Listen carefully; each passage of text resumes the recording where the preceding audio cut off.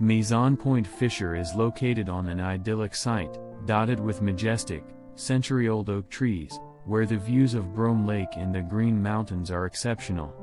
The place offers perspectives on the landscape where horizontality is essential. Built back from the lake and the street, on the same site as the original house, the installation of the new house favored the preservation of mature trees through a minimally invasive approach.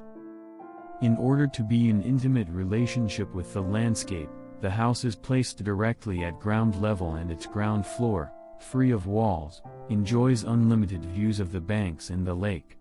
Above, 3 meters from the ground, a volume with a sloping roof houses all the rooms in its attic and wallows in the canopy of trees. The volume, both traditional and contemporary, offers a reinterpretation of the archetype of the Quebec house. While the gable roof reflects Nordic architecture, the large irregular openings create an atypical facade composition. Seemingly random, the position and proportions of the windows offer a particular spatial experience.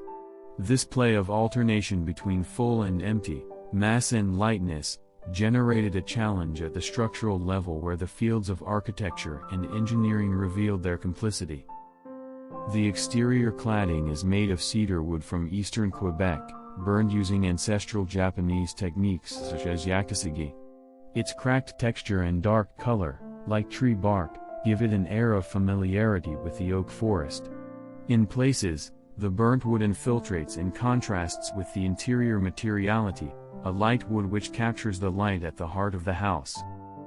The Pointe Fisher house, in resonance with its natural and built environment, captures the very essence of the place and invites the landscape to interfere in every moment of daily life. Project completed in summer 2021.